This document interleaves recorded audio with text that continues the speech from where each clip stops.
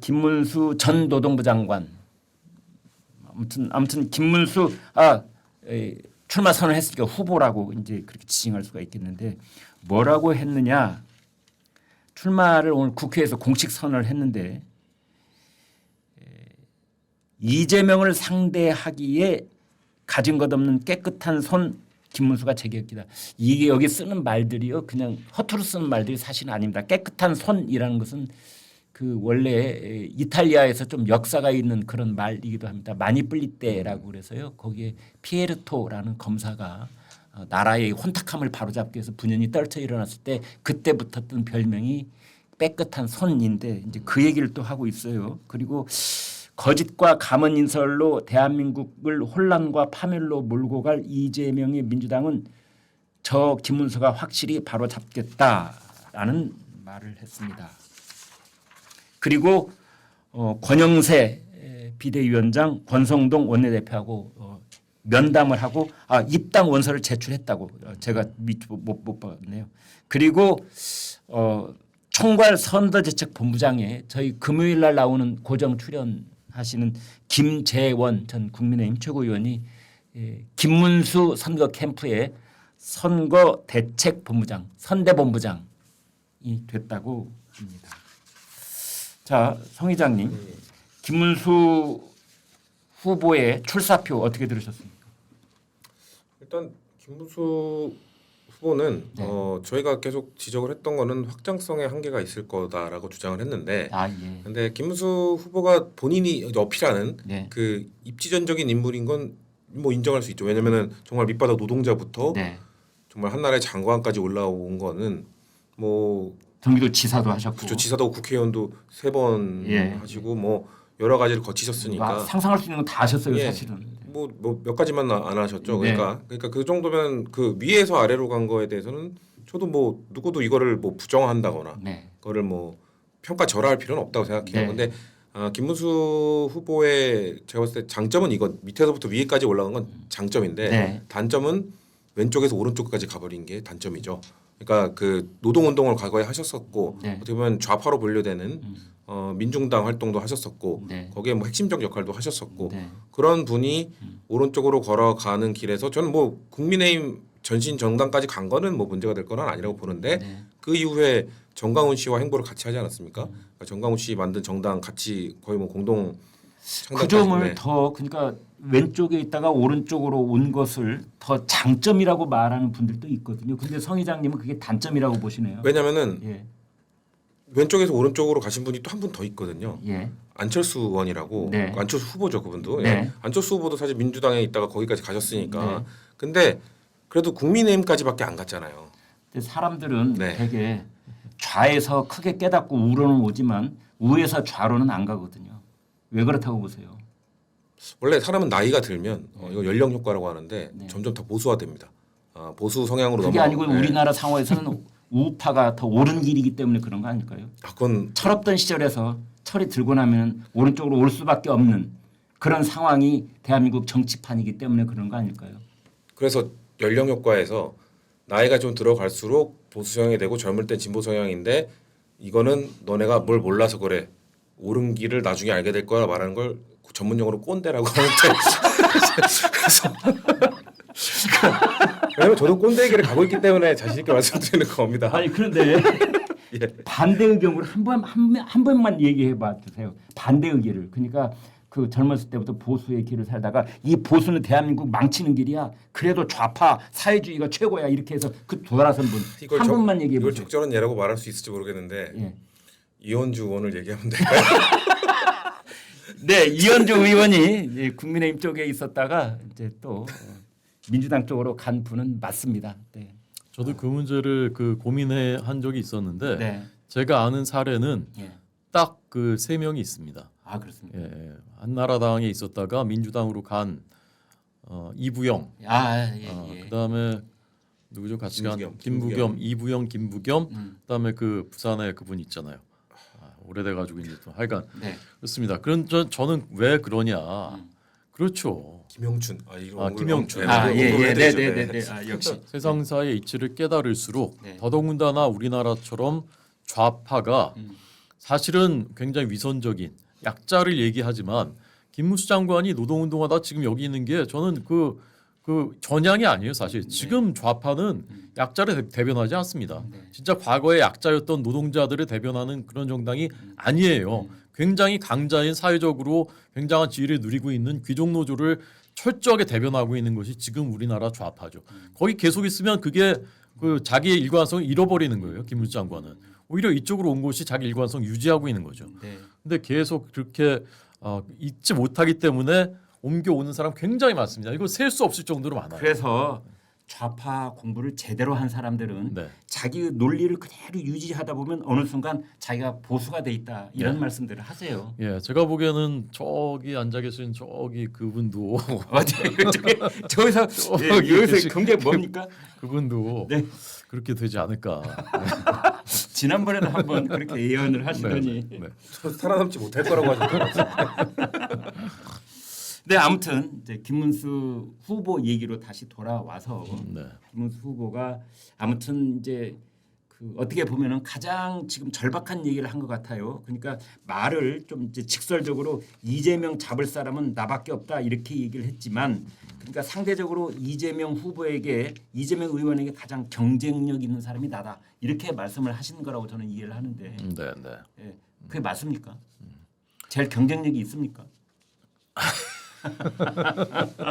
성관이 들어가셨는데. 아 상관님. 네. 아니 그렇더라도 토론은 할 수 있죠. 우리가 뭐 네. 그러니까 하여간 그 강점이 네. 제일 많이 거론되는 후보가 이제 김문수 현재 여론조사 순서상으로는 네. 뭐김 네 명을 빅4. 하자면, 네, 빅4라면 김문수, 오세훈, 홍준표, 한동훈. 네. 그 각자가 굉장히 굉장히 특징들이 있죠. 네. 다른 사람들과 다른 굉장히 특징들이 있죠. 아주 파이터도 있고, 예, 그렇습니다. 네, 또 아주 색깔이 이제 선명한 사람도 있고, 예. 또 굉장히 안정적이고 행정 경험이 있는 네. 네, 그런 사람도 있고, 네. 또 캐릭터가 굉장히 강하면서 오랫동안 경륜 쌓았던 분도 있고.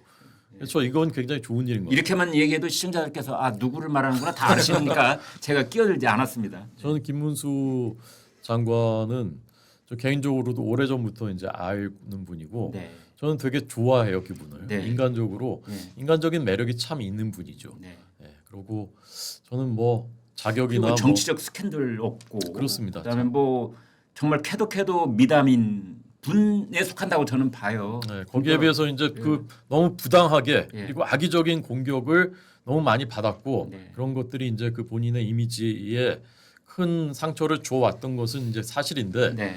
과연 그것을 짧은 기간 안에 극복할 수가 있을 것이냐 그런 부분이 좀 이제 우려되는 부분이 우선 있는 당장 김문수 이제 후보일 경우에 네. 윤석열 전 대통령하고 관계 설정을 어떻게 하죠? 네. 이제 뒤돌아섭니까? 윤석열 전 대통령이 잘못했다 그러니까 이렇게 말해야 되나요? 그게 이제 강점이자 약점인 거죠 사실 김문수 후보의 약점일 수 있다. 제일 큰 강점일 수도 있지만 네. 제일 큰 약점일 수도 있는 거죠. 관계를 재설정하지 않을 수 없을 텐데 이런 전제에서 하시는 말씀입니까? 그러니까 이건 그냥 그 참고로 예. 비슷한 상황이었던 2017년 대선 때 네. 그때 이제 그 대선 경선은 워낙 질이 멸렬한 상태에서 치러졌기 때문에 기억에 많이 안 남아 있는데 네. 되기는 홍준표 후보가 됐고 네. 그다음에 2위 후보는 누구였느냐? 예. 김진태 후보가 2위였습니다. 아, 차이가 네. 많이 나는 2위였는데 네. 김진태 후보는 그때 박근혜는 내가 지킨다. 탄핵은 부당하다라는 네. 걸로 끝까지 밀고 나왔습니다. 네. 그래서 2위가 되긴 된 거예요. 그래. 네. 근데 이제 후보는 되지 못했죠. 음. 근데 이제 홍준표 후보는 그 자산을 가지고 나중에 강원지사도 하고 그러지 않습니까? 그걸로 된 건지는 모르겠고 네. 어쨌건 홍준표 후보는 그때 이제 찾아보면 의외로 탄핵에 대해서 이건 탄핵 받을 만하다 네. 이런 입장이었어요. 예. 그러니까 노선이 그렇게 갈라졌었던 것이거든요. 그러니까 그때랑 좀 상황이 다르긴 하죠. 이번에도 홍준표 시장이 문수영은 탈레반이고 나는 유연해 이런 말 하고 계시던데요. 그러니까 홍준표 시장의 동물적인 감각이 있기 때문에 자신의 제일 큰 경쟁자는 김문수 장관이다 이렇게 보기 때문에 공격을 들어간 거거든요. 유연하다는 말은 네. 잘못 해석이 되면 네. 굉장히 네거티브하게 또 예. 들릴 수가 있거든요. 근데 또 홍준표 시장이 얘기를 하니까 네. 워낙 정치적 몸무게가 제일 크신 분 아니에요. 지금 어찌 됐든 이제 그러니까 또 저희가 수긍을 이렇게 고개를 끄덕이긴 합니다만은 그 유연함이 자랑이 될 수밖에 없는 이제 국면이라고 판단을 하신 것 같아요. 그렇죠. 그러니까 그렇게만 그 문수영처럼만 그렇게 가면 이거 어렵다 이제 본인 판단한 거죠. 근데 왜 형이라고 그래요? 3살 형이더라고요. 아무리 나이가 맞아요. 많아도 뭔가 가령 그 김문수 후보가 가지고 있는 어떤 장점 같은 걸 저는 공유할 수 있는 후보야, 뭐 이런 뜻인가요? 그러니까 두 분이 이제 공통점이 96년에 정치 입문 동기이고요. 당시 이제 신한국당 때 그때 이제 강삼재 사무총장이 막 영입할 때입니다. 막 그때. 그래서 그때 이회창 뭐 등등해서 이제 총선 이겼을 때잖아요. 그때 같이 은폐지를 달았고, 근데 이제 걸어왔던 길은 다르지만 정반대지만 두 분 다 대구에서 고등학교를 나온 지역 기반도 이제 겹치는 그것이 있고, 또 지금은 이제 이른바 이제 반탄에서 두 분이 이제 대표니까 거기서 또 이제 겹치는 게 있고, 그러니까 홍준표 시장 입장에서는 우선 이 김문수 반탄의 입장이었다면 나는 유연해 하는 것은 반탄이 아닐 수도 있었어라는 뜻으로도 읽히기 때문에 드리는 질문이었거든요. 그러니까 그냥 그렇게 해석을 해보자면 유연하다는 나는 말. 그렇게만 거기에만 있진 않을 거야. 그래야 이길 수 있지 본선을. 근데 나는 그렇게 할 수 있어. 뭐 그런 거 아니겠습니까? 근데 저 형은 어려울 거야 그렇게. 뭐 그런 거 아닐까요? 성 회장님, 민주당 쪽에서 봤을 때 김문수 파이널 캔디디트가 된다고 가정을 하면 껄끄럽습니까? 땡큐 김문수입니까? 그래도 보수의 최종 후보가 되신 분한테 땡큐라고 하기는 정말 얄미워요. 왠지 이 얘기 하실 것 같지만 뭐 저는 그래서 아무튼 그래도 아까 말씀드린 것처럼 확장성이 적다고 봐요. 근데 저는 홍준표 시장이 참 이거 그러니까 아까 역시 대변인님은 선관위원도 하시고 하니까 지금 단어 선택을 매우 신중하게 하시는 게 느껴지는데 홍준표 시장은 그 어떻게 유연함과 우유부단함은 정말 한 끗 차이일 수 있거든요. 그러니까 유연함이란 게 뭐 저 사람 왜 이렇게 우유부단하지? 이렇게 이랬다 저랬다 하지라고 느껴질 수 있어요. 근데 그러니까 버드나무냐 대나무냐 했을 때 나는 이제 버드나무도 될 수 있다. 버대나무 버대나무 될 건데 근데 홍준표 시장이 탄핵은 반대하는 입장은 계속 했지만 윤석열 대통령에 대해서 계속 비판적 목소리를 계속 내잖아요. 그러니까 탄핵 반대는 뭔가 당의 입장이기 때문에 반대한다라는 걸 가져가고 싶은 거고 중도층에서 윤석열 대통령에 대한 비호감이 크니까 윤석열 대통령을 비판하면서 이번에 그래서 그 탈레반이다라는 그 글 밑에 밑줄에는 용산에 대한 또 비판이 또 한 줄 들어가 있더라고요. 그러면서 뭔가 윤석열 대통령을 좀 비호하는 중도층에게 또 어필하고 싶어하는 그 본인의 그 전략에 막 느끼고 그리고 임기 중에도 계속 부득이하게 모시고 있다 뭐 이런 얘기도 했었잖아요. 윤석열 대통령은 그러니까 계속해서 뭔가 왜냐하면 본인이 사실 22년 대선 때 그 민심과 당심이 좀 다르게 나왔잖아요. 본인이 한쪽에서는 이겼기 때문에 뺏겼다는 느낌을 갖고 계신 것 같아요. 그래서 뭔가 그 근원적인 미움 아무튼 그런 비토도 좀 있는 것 같긴 합니다만 양쪽 다 잡으려고 하는 건 저는 홍준표 시장인 것 같아요. 그 지금 사실 저는 아까 말한 것처럼 탄핵 반대했던 사람, 찬성했던 사람으로 이렇게 나뉠 거라고 보는데 근데 김문수 장관은 어쩔 수 없이 이쪽으로 갈 수밖에 없고 근데 홍준표 시장은 양쪽 다 하고 싶어하고 그렇기 때문에 그러면서 탈레반이라고 공격하는 거는 탄핵 반대했던 분들 중에서도 또 좀 땡겨오고 싶으니까. 근데 저는 그 지금 룰이 확정이 됐나요? 4인룰이 추린다는 건 결정된 거죠. 그 룰 이야기로 진행까지 해주셨어요. 아니 진행 욕심이 아니라 시청자 여러분 지금 이제 방송에서 신문에서 선거관리위원회라는 말이 나오는데요. 이거는 중앙선거관리위원회 노태학 중앙선거관리위원장이 이끌고 있는 이야기는 아무 관계 없습니다. 선거관리위원회 이제 착각하시 죄송합니다. 다 그렇게 알고 계신데 저만 그랬나. 아무튼 이제 각 당에 있는 경선관리위원회를 말하는 겁니다. 그래서 이제 더불어민주당 쪽에는 박범계 의원이 그쪽 선거관리위원장이고요. 다 아시다시피 국민의힘 쪽에는 황우여 전 대표가 지금 이제 이쪽 선거관리위원장이 되어 있습니다. 선거관리위원장, 경선관리위원장이 해야 될 일은 뭐냐? 룰을 만들어 놓는 겁니다. 그래서 그 경선에 참여하려고 하는 또는 이미 참여를 선언한 사람들 모두가 다 서명을 할 수 있는 안을 만드는데 이게 또 복잡하고 사람 머리 깨지게 만드는 일입니다. 그런데 일단은 그 오픈 프라이머리 뭐 100% 국민 여론조사 이제 이런 이야기가 나오고 있고 또 그것은 뭐 절대 안 된다. 그래서 민주당 쪽에서는 완전 국민 경선이 아니라 국민선거인단. 일반 국민들은 뭐 선거인단 이런 말에 약간의 거부감이 있을 수도 있는데 어찌됐든 국민선거인단을 따로 이렇게 구성을 해서 거기서 이제 후보를 뽑는다 그러면 이건 체육관에서 후보 초대하는 건가 뭐 이런 생각을 가신 분도 있을 거예요. 근데 이제 민주당 쪽에서는 지금은 이제 다 꺼내놓고는 안 된다 뭐 이런 의견인 것 같고 지금 이렇게 돼 있습니다. 그리고 이제 국민의힘은 지금 말씀 주신 것처럼 20명이 넘는 후보들이 그만큼 국민의힘 쪽에 영웅들이 많습니다. 그래가지고 이제 그 중에서 그 지난번 대통령 선거 때는요 8명으로 줄였다가 4명으로 줄였다가 1명으로 이렇게 3번 거쳤죠. 그래서 처음에는 그 국민 여론조사를 80% 30 그다음에 뭐 70대 30, 80대 20, 70대 30 했다가 나중에 50대 50 이렇게 해가지고 넘어오고 뭐 옛날 얘기 해봤자 뭐 합니까? 이제 새로 정해야 되는데 자 국민의힘 얘기 먼저 꺼내 주셨으니까 이번에는 곧바로 4명으로 줄인다 이런 얘기가 있어요. 4명 그러니까 8명 중간 단계 없이 20명이 됐든 15명이 됐든 몇 명이 됐든 이제 다음 주 등록하게 되면 바로 4명으로 줄이는 절차를 밟을 것이다. 시간이 없는 이만큼. 맞습니까? 그런 기사가 나왔습니다. 기사가 나왔을 뿐. 네네. 네. 그래서 오늘 이제 첫 선관위 회의가 있었는데 네. 그 경선 방식은 오늘 결정하지 못했고 네.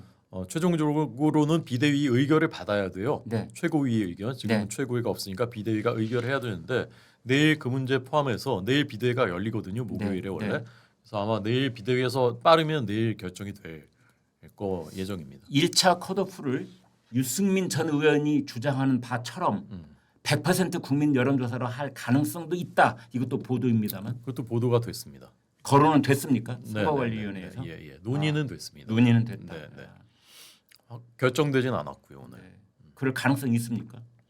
논의가 됐으니까 가능성이 없다고 할 수는 없죠. 100% 국민 여론조사로 하자는 쪽의 주장의 근거는 뭡니까? 그 취지는 네, 취지는. 네, 그러니까 뭐 아마도 이제 그 기사에도 그렇게 해석을 했던데, 네. 이른바 이제 당심에 끌려간다. 이게 당심이 뭐 윤심 아니냐 이런 뭐 논란이 있지 않습니까? 그래서 아직도 당심이 윤심입니까?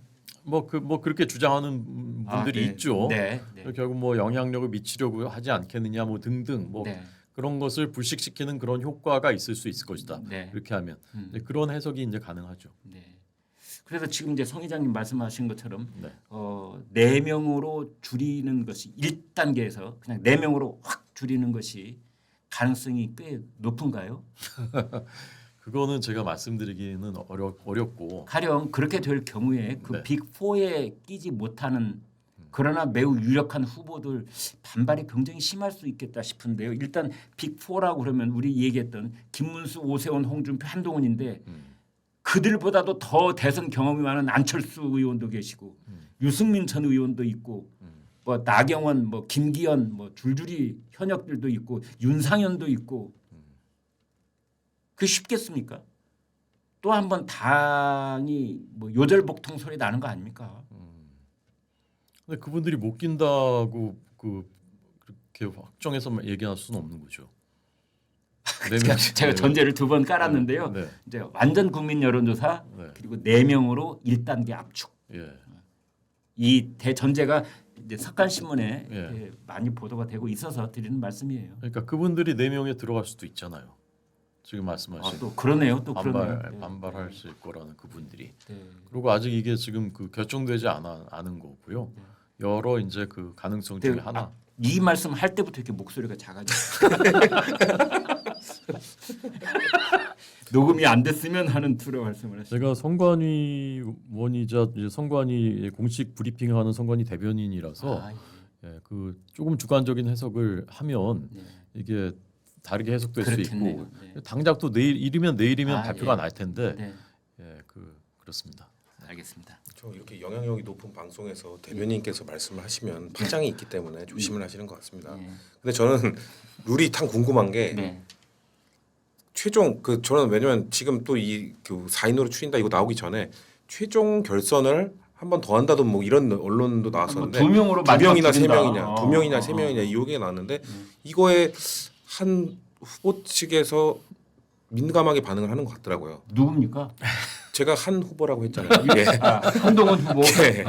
저는 한 명의 후보인데 한 명의 후보. 공교롭게 그렇게 되는 것 같은데 왜냐면은 네. 그쪽에서는 4인을 원하겠죠. 예. 왜냐면 지금 탄핵을 아까 말씀드린 반대했던 사람과 찬성했던 사람 근데 지지층으로 봤을 때 당시면 탄핵에 반대했던 분들이 더 많은데 그러니까 한동훈 전 대표 입장에서는 중간 단계로 지난번 대선 때처럼 8명으로 한번 줄이고 중간은 그렇게 크게 한 전 대표에게 유불리가 없을 것 같아요. 한 번 더 하느냐 2, 3인으로 줄이느냐 거기까지. 만약 1대1로 줄이게 되면 2인으로 줄이게 되면 네. 탄핵을 반대했던 사람의 목소리도 하나로 모이고 네. 탄핵에 찬성했던 사람 목소리도 하나고 사실상 찬반 대결이 되는 거고 근데 3인이나 4인으로 하면은 저쪽이 분열 갈라질 수가 있잖아요. 한동훈 전 대표 입장에서는 탄핵에 찬성했던 목소리를 냈던 뭐 유승민 전 의원은 아직까지 지지율이 못 올라가고 있고 안철수 의원도 뭐 최종에 못 올라간다고 하면 네. 100% 국민 여론조사로 하면은 유승민 의원이 그 안에 낄 수가 있거든요. 지금까지 나온 지표로만 봤을 때 드리는 저는 말씀입니다. 그 역선택 조항이 있기 때문에 역선택 방지 조항 넣겠죠. 네. 역선택 방지 조항 넣으면은 그것도 아직 해결이 안 됐다는 거 아닙니까? 역선택 방지 조항 그것에 대해서도 지금 내부 논의가 많이 있는 것 같아요. 그래요? 역선택 방지 조항은 당원 당규에 그 명시가 돼 있거든요. 예. 이번에 그거 적용합니까? 당원 당규에 명시가 돼 있는데요. 그렇습니까? 오픈을 하면은 민주당도 만약에 그냥 다 오픈한다 그러면 역선택을 넣을 수밖에 없죠.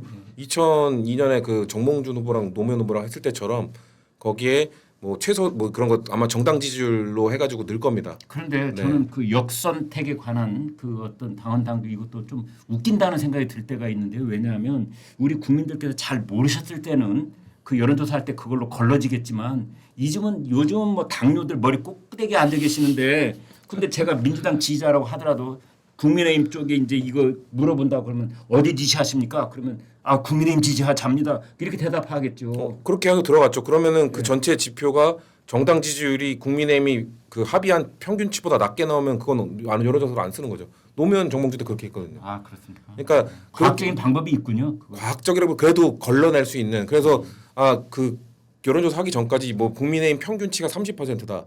민주당의 평균이 30%다. 근데 민주당 지지자들이 속이고 들어가요. 그러면은 민주당이 평균치보다 기준을 정합니다. 30% 낮게 나오면 그 여론조사는 안 씁니다.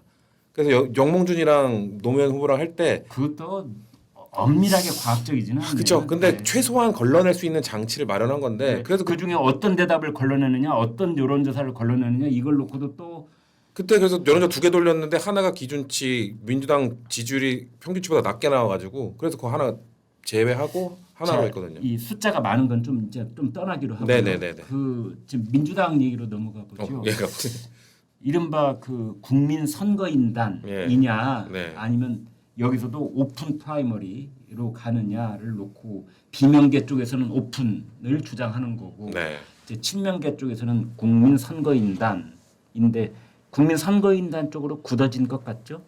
뭐 그렇게 될 것 같아요. 그러니까 네. 저는 비명계 주자들이 주장하는 거 다 받아줘도 상관이 없을 텐데, 굳이 어떤 방식으로 하든 뭐 이거 갖고 저거 어떻게 해도 지금 이재명 대표를 이길 수 있는 방법이 저는 안 보이거든요. 국민 선거인단은 어떻게 뽑습니까? 그러니까 선거인단과 국민 여론조사 차이는 국민 여론조사는 그야말로 국민 대상으로 아까 역선택 방지 조항 넣고 여론조사로 돌리는 거고 국민 선거인단은 선거인단으로 등록한 사람에 한해서 투표를 하는 거기 몇 때문에 명쯤으로 예상합니까? 이거 모집하면 보통 선거 때 100만 명 단위로 모이니까 200만 명 가까이 모일 가능성이 높죠. 당원들이 모일 가능성이 높겠네요. 그렇죠. 당원들이 중심이 되고 일반 국민들 당원 아닌 사람 만약에 그래도 일반 그걸로 하면은 예를 들면 지금 야권 다른 정당 다른 조국혁신당 이쪽 지지자들도 들어올 수는 있죠.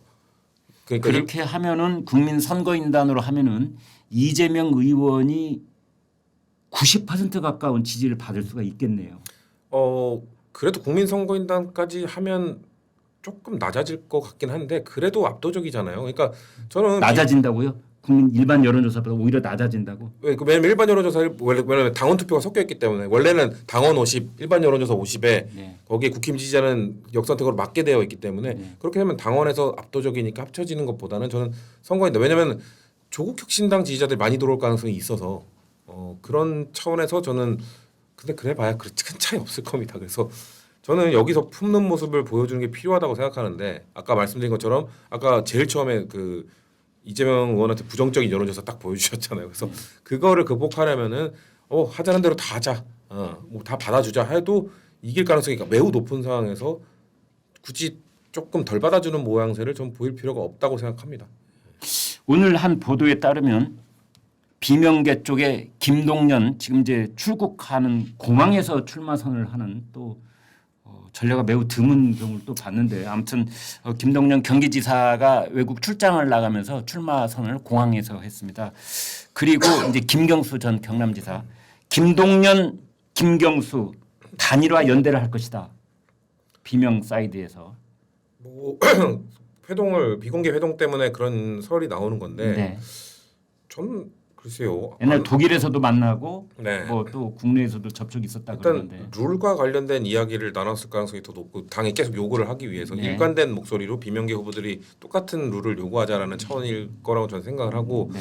단일화를 하기에는 예를 들면 단일화하면은 결과 모르는 거 아니야 정도가 되면 단일화를 고민할 텐데 네. 지금 그 정도의 차이가 아니잖아요. 그렇기 때문에 굳이 한 분이 드랍을 할 이유가 없지 않나. 그래서 본인들도 어떻게 보면 넥스트를 생각한다면 완주를 하는 게 좋기 때문에 저는 단일화 논의가 과연 심도 깊게 이루어졌을까? 저는 개인적으로는 그렇게 부정적으로 보고 있습니다.